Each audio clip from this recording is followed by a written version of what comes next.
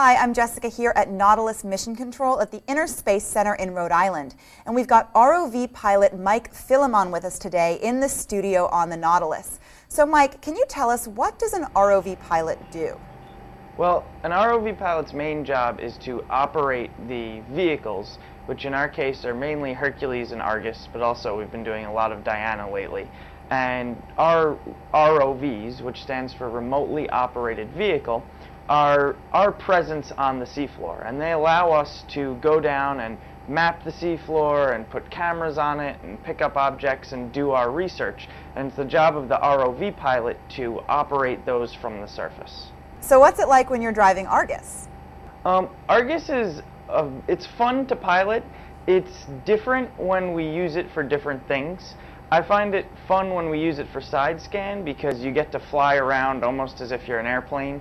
And it's fun when we're diving with Argus and Hercules together because it's your job to help Hercules do its mission and help the Hercules pilot remain in control and know where he is, and also get the best video and lighting. So it's a fun challenge to kind of help the operation as best you can as the Argus pilot. So Mike, what advice would you give someone who wants to be an ROV pilot? I guess what I would have to tell you is that if you really want to become an ROV pilot, what you should do is find a college program that's going to help you get there.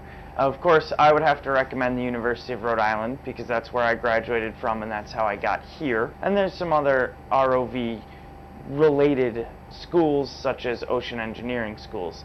And on top of that, the best advice I can give you is get out on the water as much as you can because that's where you work as an ROV pilot, and try and get comfortable with the marine environment because you have to be the kind of person that can be at sea and not only be comfortable operating an ROV underwater and on the surface, but you have to be able to adapt and deal with problems. And if the vehicle has a malfunction, you can't go to the hardware store or call tech support and get a new part shipped out. You have to be able to deal with it. So Mike, what's your favorite part about life at sea? My favorite part about life at sea is when we discover something for the first time, because it's a great privilege to be out here and searching, and it's a great feeling when you dive for the first time on a sonar target and it turns out to be something that no one has ever seen before. And in our case, we've actually found wrecks that have momentarily dumbfounded the archaeologists on board because they were so new and so out of the ordinary. And when you do something like that, you realize that you really are on the cutting edge of exploration and making new discoveries that are completely new and no one else has seen, and you really feel privileged to be at the forefront of exploration. Well, thanks so much, Mike. Thanks for taking the time to talk to us. You're welcome.